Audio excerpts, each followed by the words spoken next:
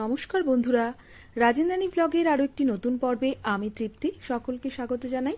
আশা করি তোমরা ভালো আছো, আর আমিও বেশ ভালোই আছি। এখনও দোল উৎসব আসতে প্রায় 2 সপ্তাহ মতো বাকি আছে। তো আজকে ঠিক করেছি যাব পলাশ দেখতে, আর পলাশ দেখতে যাব বেলুড়ে। তো চলো, আমিও অনেক দিন ধরে শুনছি যে বেলুড়ে প্রচুর নাকি পলাশ আছে। তো এই মুহূর্তে এসেছি বেলুড় স্টেশনে, এবং তোমাদেরকে একটা ইনফরমেশন দিয়ে রাখি, এই বড় গাড়ি নিয়ে কিন্তু এই রাস্তা দিয়ে যাওয়াটা ভীষণ চাপের। যারা বাইকে করে যেতে চাও তাদের জন্য আইডিয়াল, কিন্তু বড় গাড়ি হলে একটু অসুবিধা হবে, কেননা এই জায়গাটা প্রচুর জ্যাম থাকে এবং রাস্তাটা ভীষণ ছোট। তো যাই হোক, মোটামুটি কাটিয়ে আমরা চলে এসেছি আপাতত বেলুড় ইএসআই হসপিটালের সামনে। তো এখানেই আছে পলাশ। পলাশ দেখতে তো আমরা অনেক দূরে দূরে কোথাও যাওয়ার চেষ্টা করি, বিশেষ করে পুরুলিয়া, কিন্তু চলো দেখি এখানে কি আছে। গাড়িটা এখানেই পার্কিং করা হয়েছে, আর এই মুহূর্তে এসে গেছি অবশেষে পলাশের সামনে। ওরে বাবারে, ডালটা ভেঙে ফেললো ফেললো ফেললো! ইস, কিভাবে ডালটা ভাঙছে দেখো। এখানে কিন্তু প্রত্যেকটা গাছের গায়ে লেখা আছে যে গাছের ডাল যাতে না ভাঙা হয়, এবং এইভাবে ফুল পাড়া বারণ। প্রত্যেকটা ফুল, যে ফুলগুলো নিচে পড়ে যাচ্ছে সেগুলো তোলা যাবে, এবং আমিও ডেফিনেটলি সেই ফুল আমি কুড়িয়ে নিয়ে যাবই যাব, কেননা আমাকেও ঠাকুরকে দিতে হবে। কেননা এবছর এখনো পলাশ ফুল ঠাকুরকে দেয়া হয়নি। ভেবেছিলাম এবছর যাব পুরুলিয়া, কিন্তু বিশেষ কিছু কারণের জন্য আর পুরুলিয়া যাওয়া হয়ে ওঠেনি। যাই হোক, তো এখানে এসেছি, এবং বেশ কিছুদিন ধরে আমি শুনছিলাম, বেশ কয়েক বছর ধরে শুনছিলাম, বেশ 2-3 বছর ধরে শুনছিলাম যে এখানে নাকি প্রচুর পলাশ পাওয়া যায়। তো অবশেষে সেই পলাশের সন্ধান পেলাম, এবং সত্যি বলছি দারুণ, ভীষণ সুন্দর। তোমরা নিজেরাও দেখতে পাচ্ছ। আমার গালের রংটা দেখতে পাচ্ছ? যদিও এটা আমি ক্যামেরা বন্দি করতে পারিনি। কিছু ছেলে মেয়ে যারা এসেছে এবং ওরা রং সাথে নিয়ে এসেছে, ফিউ অফ সেকেন্ডস মুখে জাস্ট লাগিয়ে দিল। তো আমিও একটু ওদেরকে দিলাম, কিন্তু সেটা আমি ক্যামেরা বন্দি করতে পারিনি, দুঃখের বিষয়। পুরো একটা বাগান জানো তো, এটা পুরো এই বাগানটা পুরোটা দেখো, এগুলো সব হচ্ছে তোমার পলাশের বাগান। পূর্ব আমি জাস্ট শুধু শুনেছিলাম, এতদিন শুধু শুনে এসেছি, আর আজকে দেখে না জাস্ট মানে আমি ভাষা হারিয়ে ফেলেছি, সত্যি বলছি। দাঁড়াও, ব্যাক ক্যামেরা করি।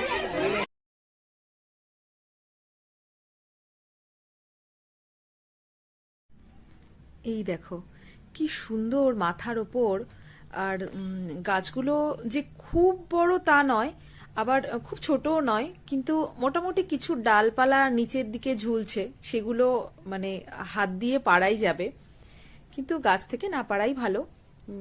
প্রচুর ফুল পড়ে আছে গাছের নিচে, সেখান থেকে কুড়িয়ে নেয়াই ভালো। আমার গালে নেই, তাহলে তো তোর দোল খেলা হয়ে যাবে। কি যন্ত্রণা, রাগ হচ্ছে ওর মুখে দেখ। পলাশ কি করে তুলবে তুমি? চল চল চল চল। মেয়ের এখন মনে দুঃখ হয়েছে, সেটা হচ্ছে কি বলবো না, ঠিক আছে তোমাদেরকে বলবো না, দুঃখের কারণ বলতে বারণ করেছে। কি সুন্দর বাচ্চাগুলো গিয়েই দিয়ে দিল, আর একজনকে দেয়নি বলে দুঃখ পেয়েছে, বুঝেছো? কি রাগ আমাকে দেখাচ্ছিল। আচ্ছা আমি বলছি, আমার গালে মুখটা ঘষে, ওর গালটা ঘষে নিলেই তো হয়ে যায়, বলো? মারপিট করছে, খামচি দিচ্ছে। নে ঘষে নে, এই দেখ। অনেক পলাশ কুড়িয়েছি এবং পলাশ দেখিয়েওছি তোমাদেরকে, কিন্তু একটা জিনিস তোমাদেরকে দেখানো বাকি, মানে শোনানো বাকি। চলো সেটা তোমাদেরকে শুনিয়ে দিই। কি আওয়াজ দেখো, এখানে একটা বকুল গাছ আছে, এই বকুল গাছটা থেকে এই আওয়াজটা আসছে।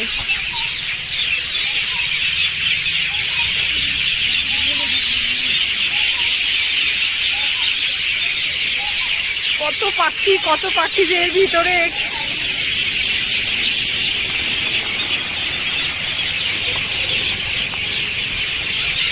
চলো, এরপর আবার একটা জায়গায় যাওয়ার আছে। বেলুড় ইএসআই হসপিটাল পর্যন্ত যখন আসলাম, তখন একটু বেলুড় মঠ ঘুরবো না, বলো? যাই, ঘুরে আসি। চলে এসেছি বেলুড় মঠের সামনে, আর গেটের সামনে দাঁড়িয়ে আছি। অভি এই মুহূর্তে গেছে তোমার গাড়িটা পার্ক করতে। তো ফলে যেটা দেখতে পাচ্ছি, তোমাদেরকেও দেখাচ্ছি, সেটা হচ্ছে আরতি।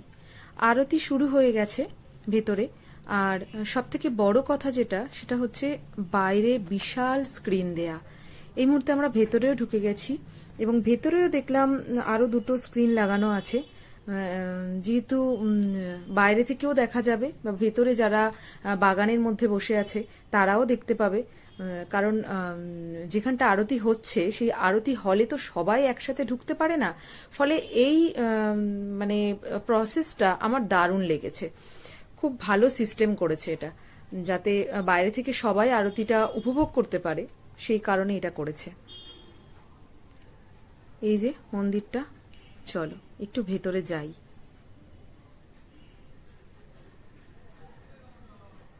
যদিও আজকে রবিবার, তার জন্য প্রচুর ভিড় হয়েছে।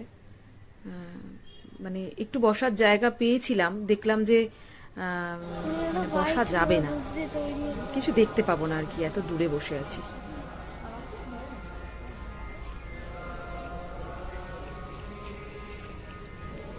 ভেতরে তো ক্যামেরা অ্যালাও নেই, ভেতরে ঢুকে যেখানে আরতি হচ্ছে গেলাম যখন, যে আরতিটা তোমাদেরকে আমি দেখালাম সেটা তো এখান থেকে দেখাতে পারবো না, মানে ভেতরে ঢুকে দেখাতে পারবো না, যেটা বাইরে স্ক্রিনে দেখিয়েছি। তো সেই জন্য ক্যামেরাটা ওখানে আমাকে অফ করতে হয়েছিল। আর দেখো আমার মেয়েটা লুকিয়ে গেছে, তাই মেয়েকে নিয়ে ভাবলাম যে পুরো মন্দিরটা একটু পরিক্রমা করে নিই। মা এসো, লুকিও না, এসো এসো বাবা, এত লোকের মধ্যে হারিয়ে গেলে খুঁজে পাবো না, এসো। এই যে আমার ছোট্ট বেবি, ছোট্ট বেবি, পশা মেয়ে, পশা মেয়ে, জানো তো? আচ্ছা পচা মেয়ে বলবো না, হ্যাঁ, ও কিন্তু আমাকে ছাড়বে না বলে দিয়েছে, পচা মেয়ে বলা যাবে না। যদিও পলাশ দেখার চক্করে পড়ে একটা দারুণ জিনিস আমরা মিস করে গেছি, সেটা হচ্ছে স্বামী বিবেকানন্দের এই ঘরটা। আসলে আমার এত মানে ভালো লাগার জায়গা স্বামী বিবেকানন্দের এই ঘরটা। এখানে আসলে মনে হয় যেন থেকে যাই, সারা জীবন থেকে যাই, আর যাব না, ফিরবো না, এরকম মনে হয়। আর এই যে কাছ থেকে দেখাতে পাচ্ছি গঙ্গাটা, খুব কাছ থেকে দেখাতে পাচ্ছি না, তার কারণ হচ্ছে টাইমটা পেরিয়ে গেছে গঙ্গার সামনে গিয়ে বসার। তো সেই জন্য খুব কাছ থেকে দেখাতে পারলাম না। আর দেখো আজকে রবিবার বলে বেশ ভিড় হয়েছে, তবে কিন্তু বসা যাচ্ছে, মানে কারোর গায়ের সাথে গা লাগছে না, এটুকু শিওর। আর আসলে অনেকটা জায়গা নিয়ে তো, সেই কারণেই। যাই হোক, বাইরে বেরিয়ে এসেছি, এখন খাবো পাপড়ি চাট। আর পাপড়ি চাট আর টুকটাক ফুচকা টুচকা এদিক ওদিক খেয়ে আমরা এখন আবার বাড়ির দিকে রওনা দিতে হবে। খুব ভালো হয়েছে, ও খুব খুশি। এইসব খাবার মোটামুটি বাইরের খাবার দিলেই খুশি আর কি। যদিও জানি না বাড়িতে গিয়ে রাত্রিরে কি রান্না বান্না হবে। আজ কি বলতো, বাইরে বেরোলে না রাত্রিবেলা বাড়ি ফিরে গিয়ে রান্না করার একটু ইচ্ছে থাকে না। তো জানি না কি খাবো, তবে অবশ্যই তোমাদেরকে দেখাবো কি খাচ্ছি। আর